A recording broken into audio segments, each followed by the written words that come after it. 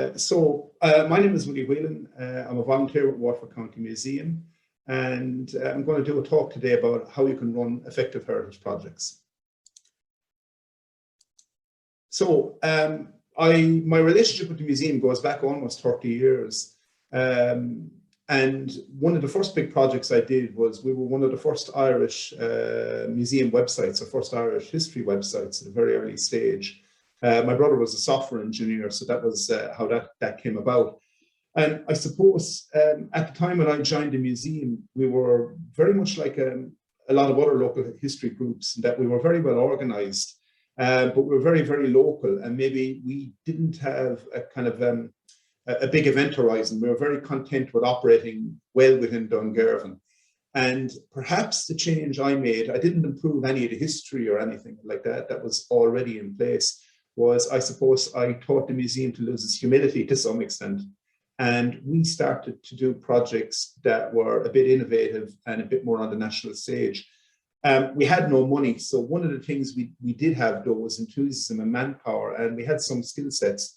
So we got the museum website up and running, and that kind of, to some extent, made our name at a national level. So we won the Heritage Council Publication of the Year in 2005, and then we won the Best Small Museum Website in the World in 2006. Now, they don't sound super impressive, but in 2005, we bet out the Chester Beatty Library for Publication of the Year, and we were up against multi-million euro per annum budget museums in the Best Small Museum Website competition.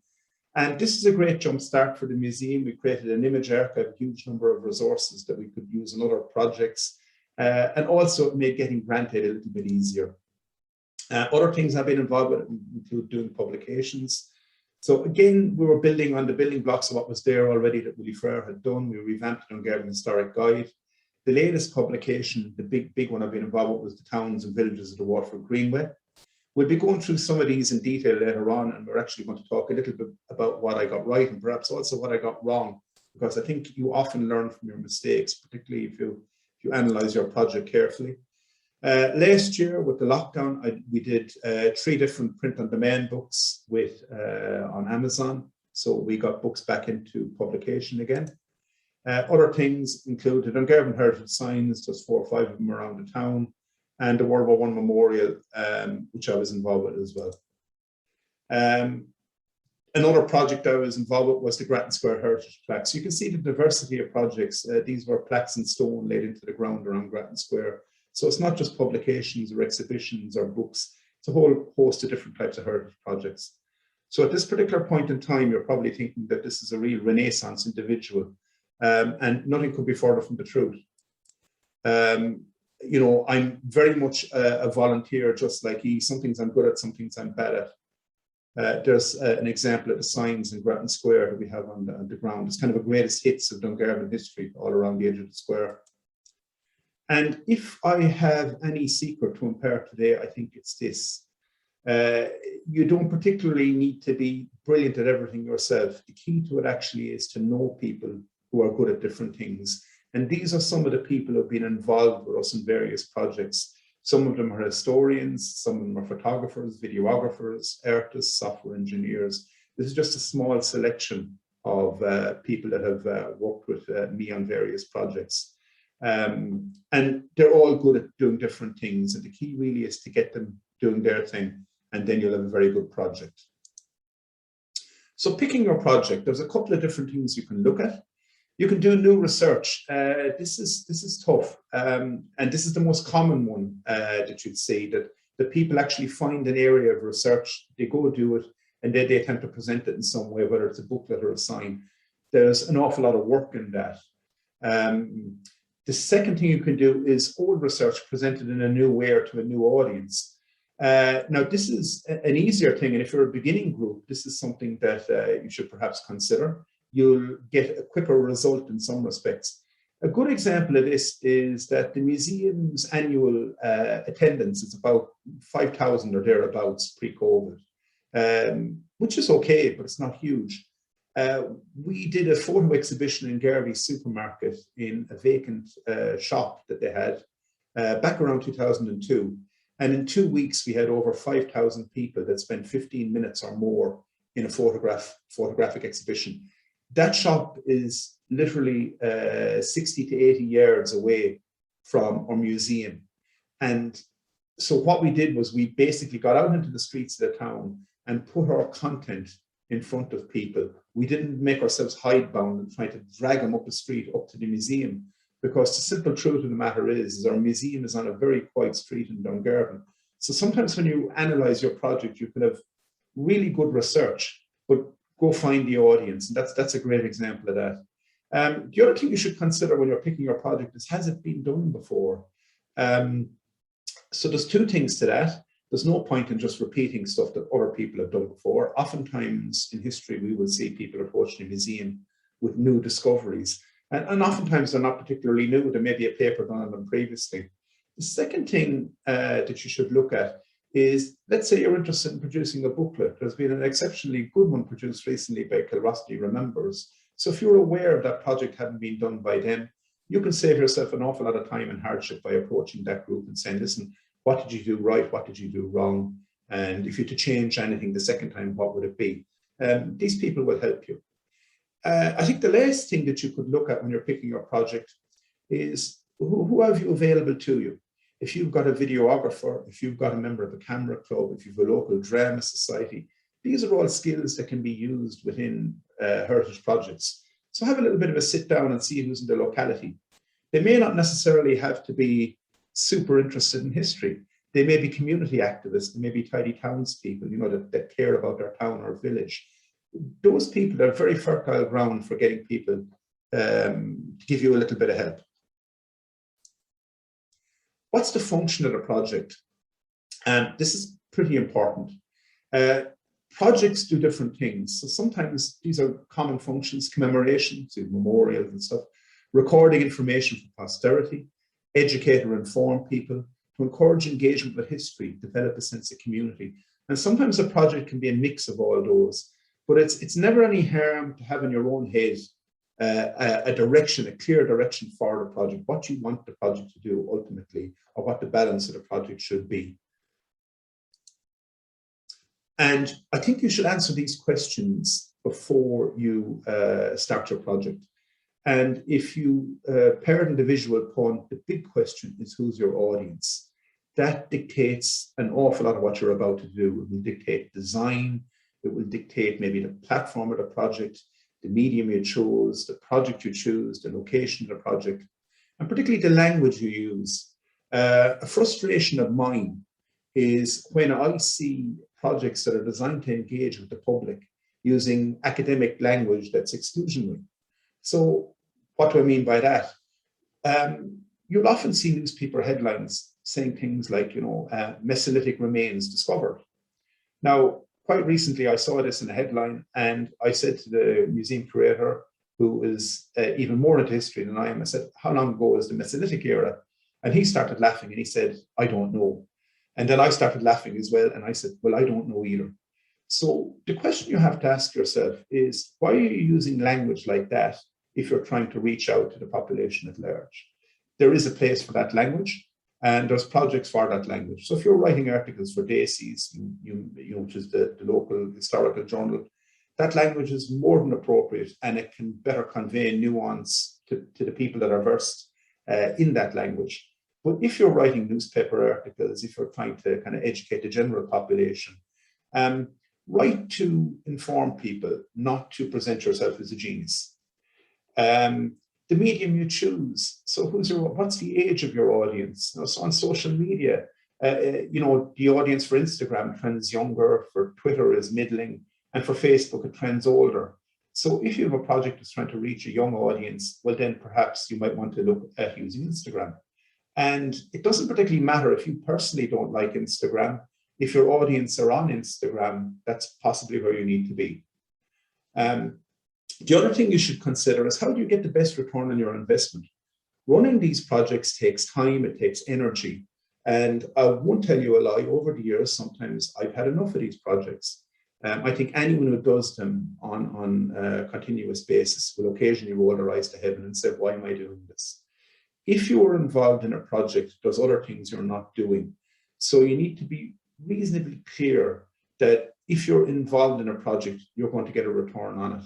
Now, that might be that if you do an exhibition in your local hall, that 100 people turn up, not 10 or 15.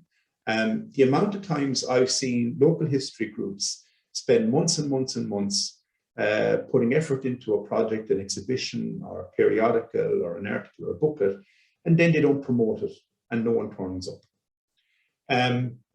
There's another little trick you can use in projects. Has a project the potential for a long tail, content synergy? That's what I call that. So the hardest part of any project is normally the research, or normally that big bulk of writing that you're going to do. And after that, other stuff can happen with that content if you're clever. So we'll talk about that in a second. And also you should consider, what do the people working with me want to achieve? People will get involved in heritage projects for a whole variety of reasons. It might be that they're community activists, they might be involved in tidy towns, they might be into photography. They may even want the small type of fame that goes along with being a local historian. It's never any harm to have an idea what people want from the project. And if you're kind of in charge of the project, try and give it to them to the best of your ability. So content synergy. This is an example of content synergy. So research is hard. And in this little timeline you see in front of you here, we had an old publication at the start, the Dungarvan Town Guide, that was done in the 1980s, really old style, you know, typed and printed up. We redid it then as a new publication, the Dungarvan Heritage Guide, and we made approximately €9,000 for the museum out of that. All of the text in that then, and some of the photographs, we turned it into an app in or around 2010, I'd say, a walking trail app for the town. The walking trail app, we then turned into a series. We had the audio, then we had the images, we had the script, all derived from the original books. We turned that into a series of 7 or 8 YouTube videos of places around the town. And then some of the content, some of the material we had, we turned it into a series of newspaper articles as well, that you can see there on the right-hand side. So from that one piece of research, we got 6 or 7 different projects. And that's what I mean by content synergy. If you do your core research, if you have your bundle of material, you can pull from it repeatedly and do different projects from it. How are you going to do it? Figure out your strengths and weaknesses. We all have strengths and weaknesses. And a good example, I suppose, really is, I would consider my strengths and weaknesses is kind of, I'm pretty good at blue sky thinking, and I'm not too bad at thinking on my feet. There's other things I'm not good at. I'm not good at proofreading. There's much, much better historians than I myself out there. Guys who basically have spent a lifetime studying niche areas of history. I will never be as good at them at that. And if that is the case, know it. You know, don't just assume all of the project onto yourself. If other people are better at aspects of it, they can take a better photograph, leave them do it. Typically, if we do video projects, I will get someone from the local drama club to narrate it. They will have better diction, they will have better pronunciation than I will have. So, you know, why not? The project doesn't need to be all about me. What are the technical requirements of the project? What do you need? So you might say that if it's only a booklet, well, how hard can that be? I type stuff up and off we go. Well, maybe there's a graphic designer living in the locality. Maybe there's someone who can proofread the project in the locality. And sometimes actually the most valuable person you can get involved in your project is someone who has no interest in history whatsoever, because those people can actually spot flaws that you won't spot. And there was a lady who used to work with me at one stage, and I used to often get her to read a lot of the books and articles I was doing, because she would turn around and say to me, who are the RIC? I don't know who they are, and why are they shooting at the IRA? And it quickly became apparent that we were assuming an awful lot of knowledge on behalf of our audience. This is something we spotted in the early days of the internet as well, that we get email questions from Scandinavia about different aspects of Irish history that we would have thought everyone knows, but it transpired that they don't. So, you know, get people to help you and figure out what you're good at. Don't lie to yourself. You know, none of us are perfect. I would be fairly harsh on myself at times. As I said, I know what I'm quite good at. I know what I'm quite bad at. So do a little bit of analysis and figure out what you're good at and what you're bad at, and try and get the right people on your team, your project team, doing the right things. And then, as I said, assemble a team if you can. One of the first parts of assembling a team is to ask for help. People will help you, and you would be surprised. Not everyone needs to have a deep love of history to get involved in your project. As I said, they may be the local tidy towns person, maybe the local GA club, maybe the local church. If you ask them, you'll be surprised at the response that you will get. It may be something new for them, and it might be a new hobby for them, and it might open up opportunities and vistas for them. Check your work. So any work that I do, I will check it normally for history, readability, layout, and interest. What I mean by that is typically I will get Julian Walton and Willie Frere to check it for history. They're much better at that than I am. They will spot all the errors that I have inserted or I have missed. Readability, I tend to check for that. So I will look to see if we're explaining ourselves clearly within the project, within the booklet or within the book, and if maybe extra explanation is needed. For layout and general proofing, we use a chap called Cian Flaherty. He's absolutely brilliant at spotting consistency of layout and making sure that my spelling and grammar, which is pretty poor on a good day, is correct. And also for interest, again, that's where maybe someone who doesn't have a deep interest in history, show them the booklet and say, what do you think? And listen to what they're saying. Funding your project. There's quite a few grant sources out there: Leader Partnership, Heritage Council, Waterford Council, Creative Waterford, etc. Each source has negatives and positives, and there's a couple of things you need to have a bit of a think about. Some of the sources are affected by the time of the year, so typically within the council, the Heritage Council does, towards the end of the year, there can be budget around. Also, the amount that they can give out varies. So the Leader Partnership typically will give out quite substantial amounts of money. The Waterford Council less so, or the Heritage Council less so. Some of them will also have percentage funding. So you might get 100% funding from some of the groupings. More typically, it's a percentage funding. What will they fund? So sometimes they're trying to drive your project in a particular direction. So if you get funding from Creative Waterford, there may have to be an artistic component in it. And what do the grant aiding bodies want from the project? You have to be a little bit careful here. You can sometimes get grant aid that comes with so many requirements and so many caveats that can actually drag your project in strange directions. So if you're a project that wants to mount an exhibition locally, but you get grant aid from a children's group, you may find that the exhibition might have to have a large children's artwork element or something, which there's nothing wrong with that whatsoever. But sometimes you can find that if you get grant aid from those pots, so to speak, you end up having a slightly different project than you might want to have. And that's something, you need to be quite clear where you are going with that. How do you get on board this? One of the constant criticisms I hear from people, particularly online, is they seem to be under the impression that there's a golden circle of heritage people around Waterford and Ireland to get all of the grant aid. This isn't true at all. We sit down and we do grant applications the same as everyone else. I think if you want to join the quote-unquote golden circle, get to know people, keep your eyes open. Get on committees or know people who are on committees. Develop a track record, do small projects. They lead to big projects. Grant applications are a bit painful if you're a volunteer. I mean, the Greenway book, I spent nearly a year of my life organizing up the grant application for that before a word was written. So maintain a database of these grant applications, because all of them will have common elements. So they'll have stuff like a group biography, what you've achieved before, mission statement, that type of thing, why you're good at what you do. Your first application is normally your hardest application. So by keeping a record of all the applications you make down through the years, you kind of avoid having to start from scratch all the time.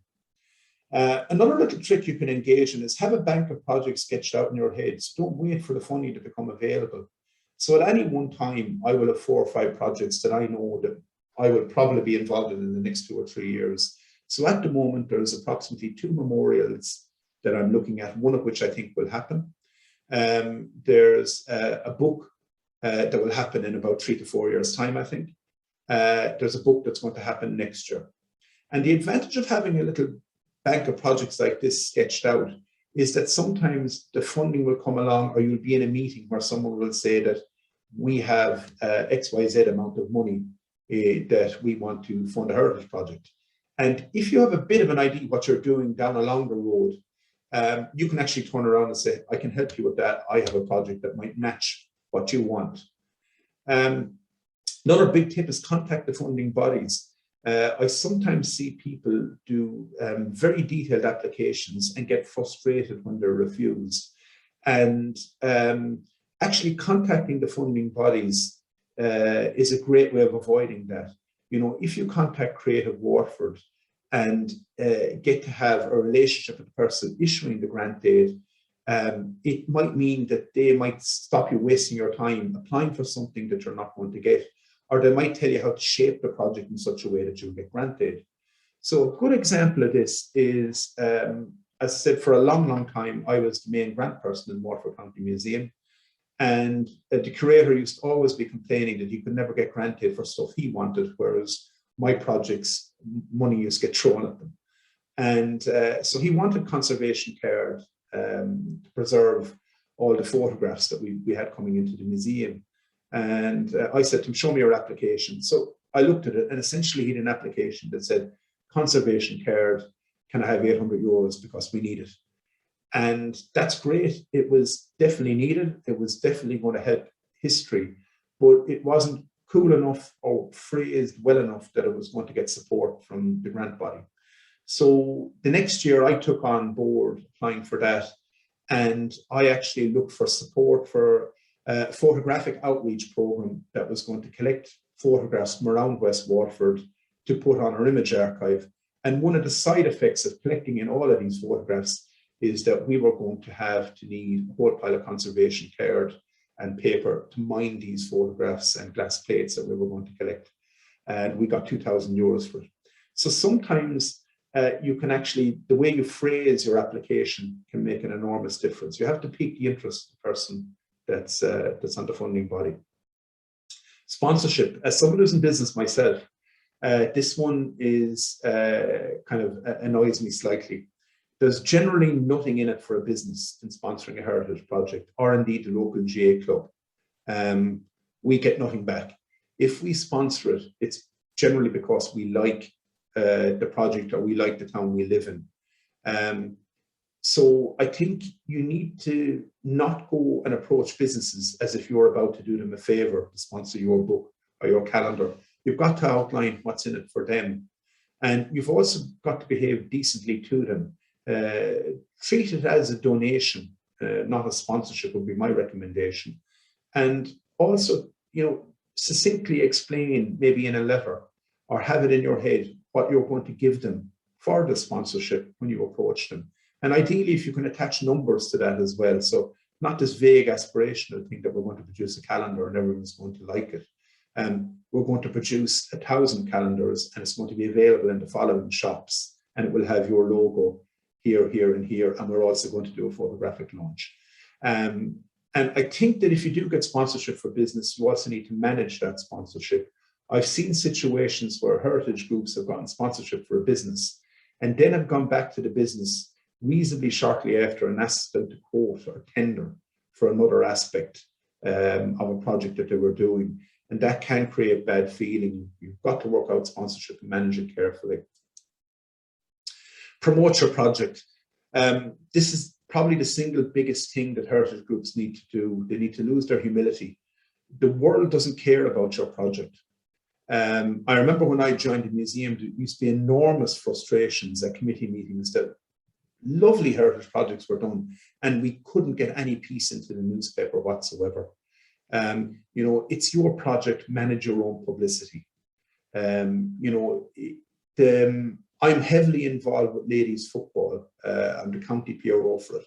And if you wonder why Camogie ladies football, the GA, is so much coverage in the local papers, it's because the publicity is managed.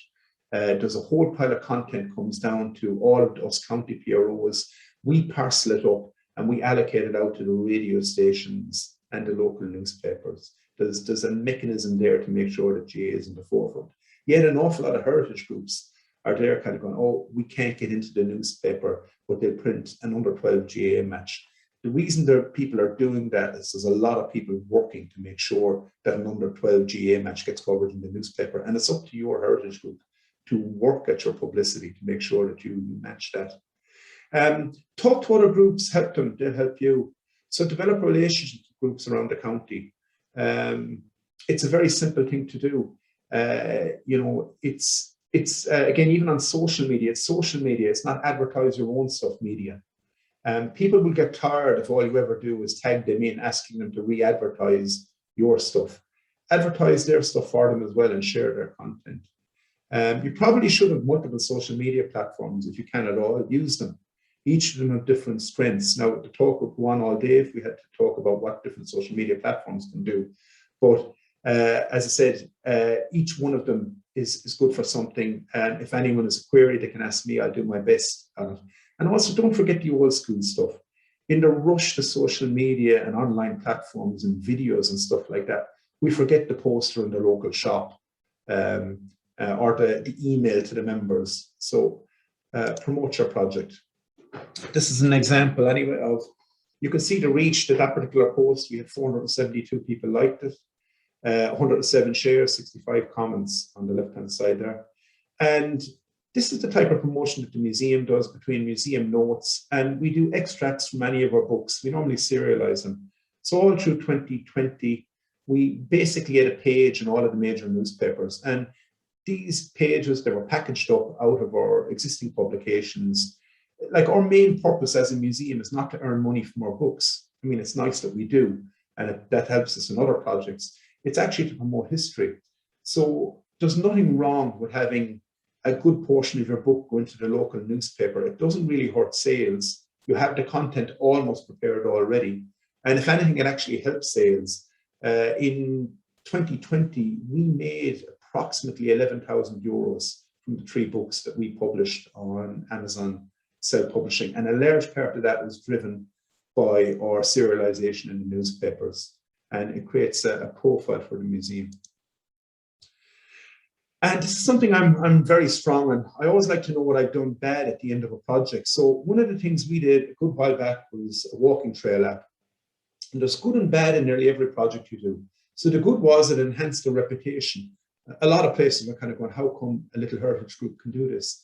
And the truth is because we have a software engineer and my brother available to us. That's why we can do it. The good of it was it opened doors. People notice when you do kind of cool and unusual things. We reused content from other projects that we did. We enjoyed it. That's important. You can't be kind of very scientific all of the time. Sometimes you need a break even from history projects, you know, go do something else. You have to kind of enjoy the project. You can't just be, you know, kind of completely driven all the time. It was groundbreaking. And it also tied us in with Dungarvan Dramatic Club a little bit. We did a bit of work with them on the voiceovers in the Walking Trail app.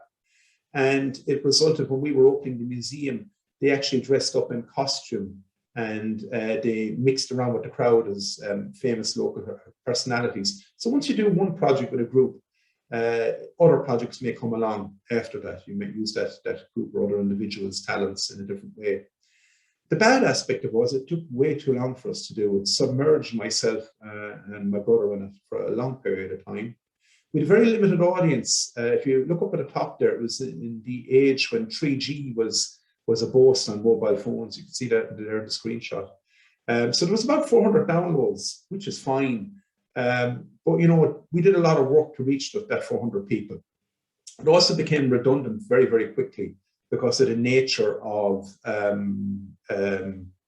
the technology. You find that today's really cool project is becomes out of date very quickly. So that was something that we did there.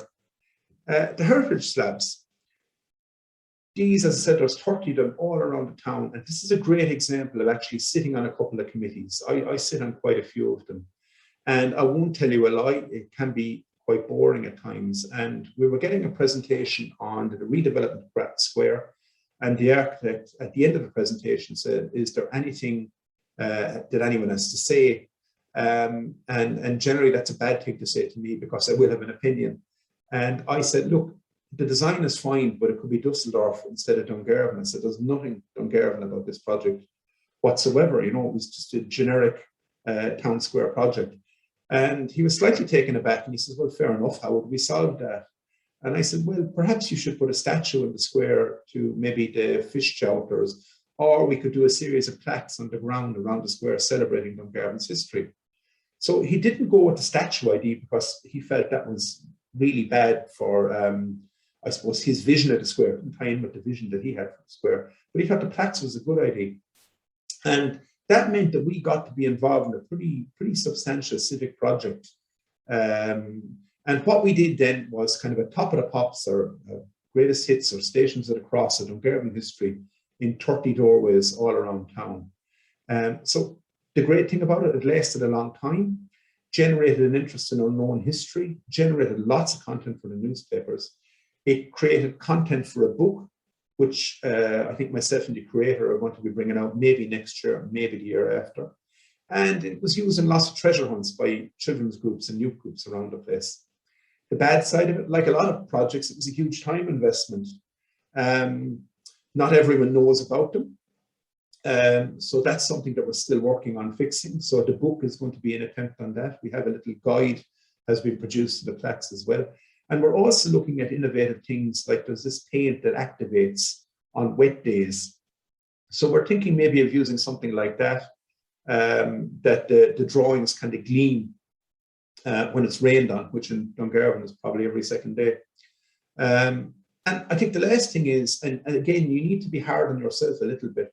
I got one or two designs wrong because this was the first time I was ever working with stone. And we had a really fantastic local artist, Rachel Power, that did all of the drawings, the simplified drawings that were etched onto the slabs.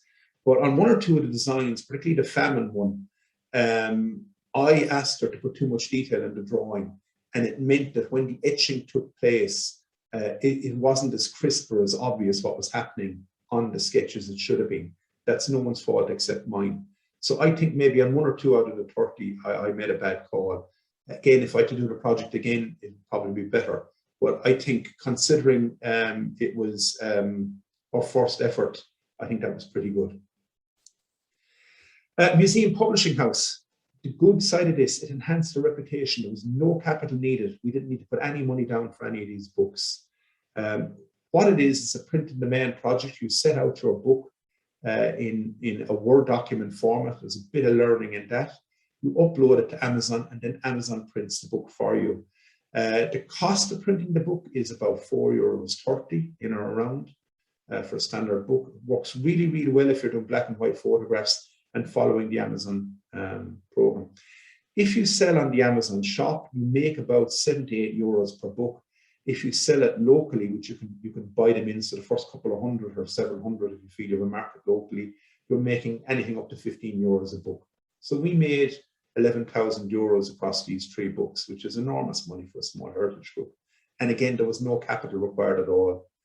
The more we did, the better we got. The first book was Desperate Haven. No illustrations in it. I found it a bit unwieldy. I got a bit better at doing it for Cummer Refugee Rebels, and I really hit my straps by the time I got to Dungarvan Illustrated History.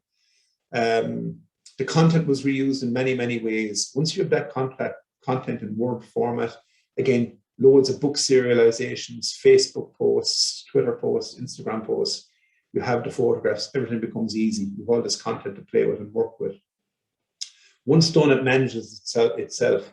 One of the challenges we found with a lot of our publishing projects is distribution, posting books, dropping them off to shops. That takes an awful lot of time if you're a volunteer. It really is enormous. If you have them up on Amazon, Amazon will take care of all of that for you. It will process the payments. You don't need to worry about it. And it's a payment just coming into your account. The bad side, the time investment. Now, it happened, you know, it was a year of lockdown, so I had time on my hands. You could probably do a book start to finish without much difficulty in about a month if you've got the original content. Even less, actually. It's not huge. But again, it does require a little bit of skill to put them together. The other bad thing is people hate Amazon and they're going to tell you it. That's something you have to get used to if you're running larger heritage projects or heritage projects with a big scope. You will occasionally you won't be told that you're really, really clever all the time. Sometimes people will tell you that, why didn't you include this? Why didn't you do that? And I think the answer there is, well, look, I did my best. I understand that you don't like Amazon, or I understand you felt that your grandfather played a way more important role in the War of Independence than what I presented. But, you know, it is up to you to do this if you want to do it better. Quite simply, okay, you hate Amazon. There's a lot to not like about Amazon, but none of these 3 books will be in print today without Amazon, and that's the simple truth. If there's another platform and you can make me aware of it, we'll use that. So again, that's kind of the response I'd give to people that don't like some of the stuff that we do in our projects. You know, you do your best, and know you've done your best, and park it up. A lot of people don't understand that I'm not getting paid to do this, that Julian Wharton isn't getting paid to do this. These are things we're doing to the very best of our ability in our spare time. The Dungarvan heritage signs.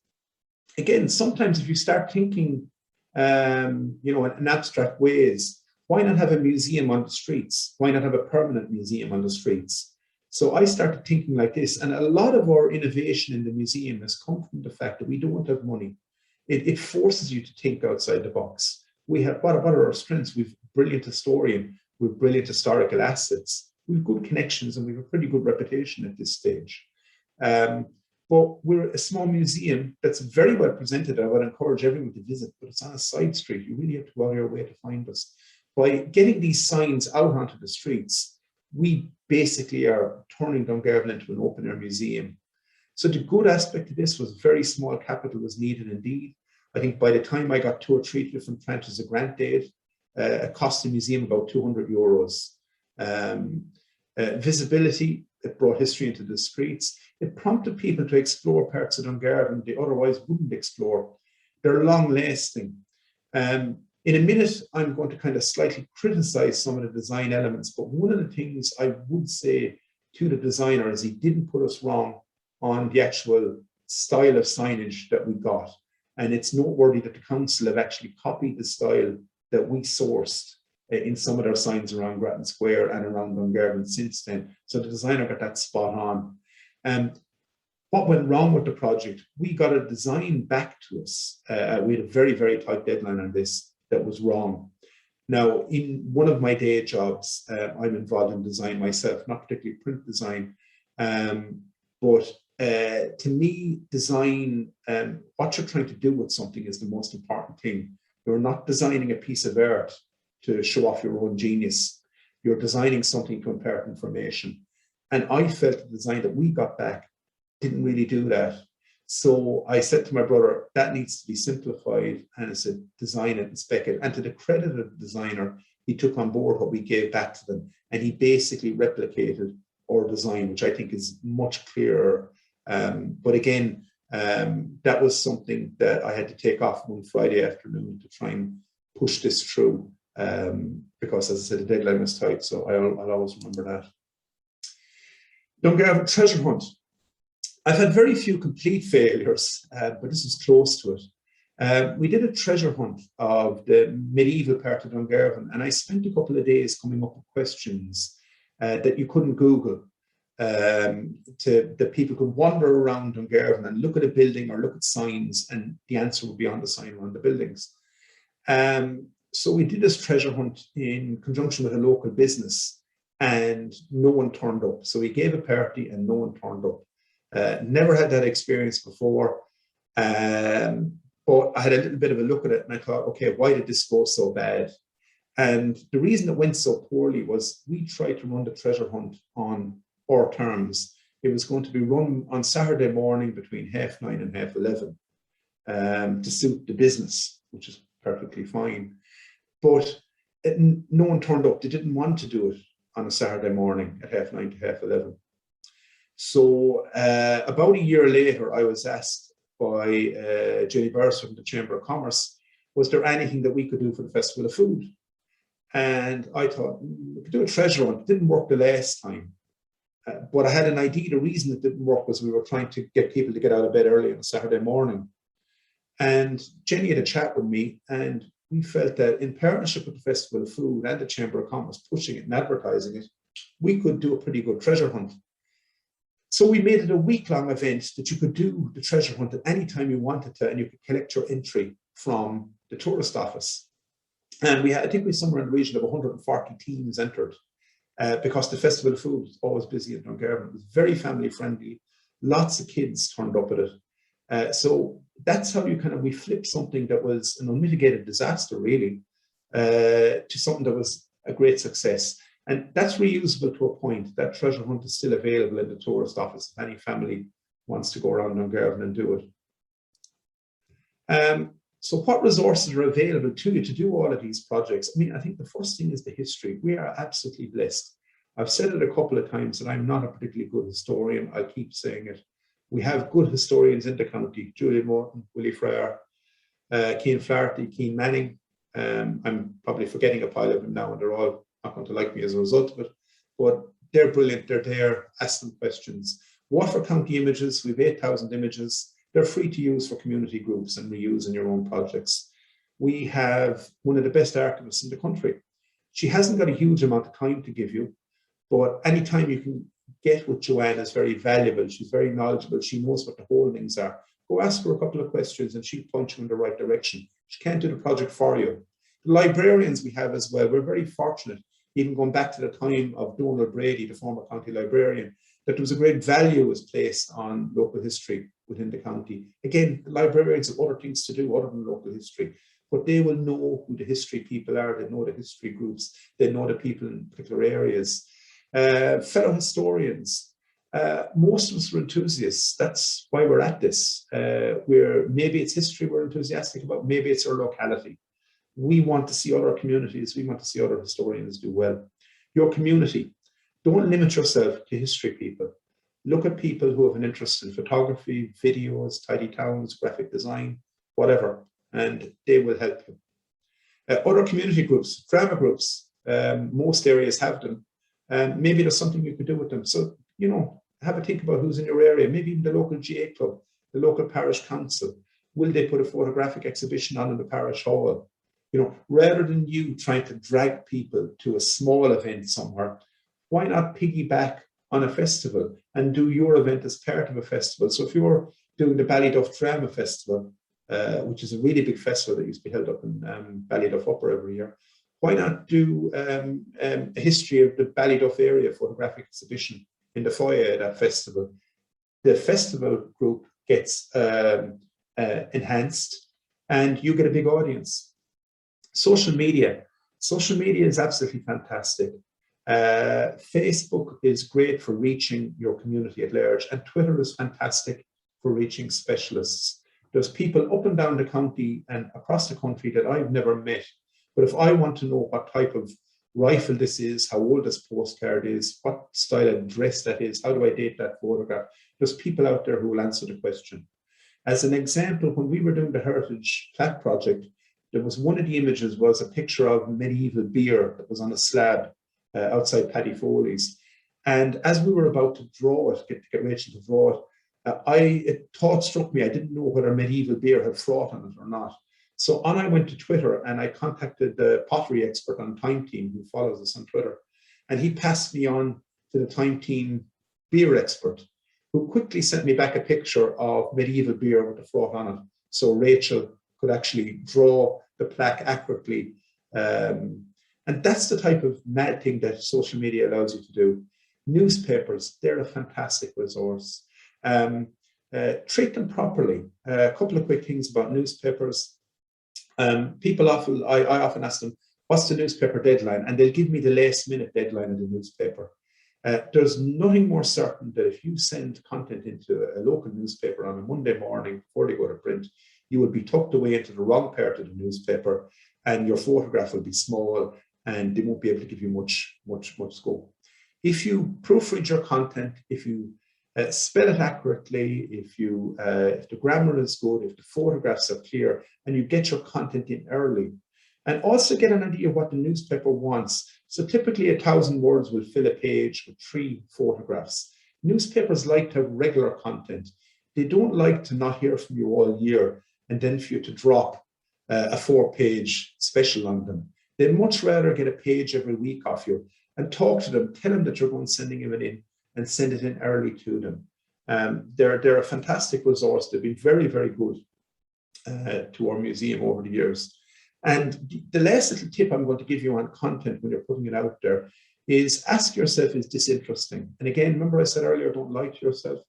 If you're putting stuff into newspapers, you're putting stuff on social media because you have to. That's a really bad reason for putting stuff up there. It should be interesting. Don't just find 500 words every week because that's what you've been told to do by the group chairman or the group PRO. Make it interesting and show it to other people and get their opinions of what you're doing. And you'll get a great return on your local newspapers. So some suggestions then very quickly: allocate credit fairly. If you're not sure, just make everyone equal. Anything I ever did in the Waterford Greenway book, alphabetical order, same font size. It doesn't need to be a Willie Whelan production. There were some people did as much as I did on the book. Some people did a lot less. Just leave everyone the same. Unless your name is Jeffrey Archer, having your name in 2-inch type out on the front cover of the book is not going to selling it. There's no need. It's just an ego thing. But allocate credit fairly. Know why you're doing the project. Have that kind of clearly in mind. Analyze your project when it's over. Now, you don't need to be very corporate about this. You don't need to kind of sit down and do spreadsheets and flowcharts and stuff like that. If you want to do that, that's great. But kind of know what you did right and know what you did wrong when you finished up. Don't be blind to your errors. Talk to fellow historians and community groups. They will have some of the answers for you. So if other people have done similar projects up and down the country, and nowadays with social media, there's no excuse for not finding similar projects up and down the country. Just ask them a couple of questions. It will save you a lot of time. Ask for help. Assemble a team. Who's the person to do a job? And own your own project. If it goes wrong, it's not anyone else's fault. It's probably your fault in truth. So, conclusions. I'll be glad to hear I'm getting near the end of this now. Don't be frightened of the project.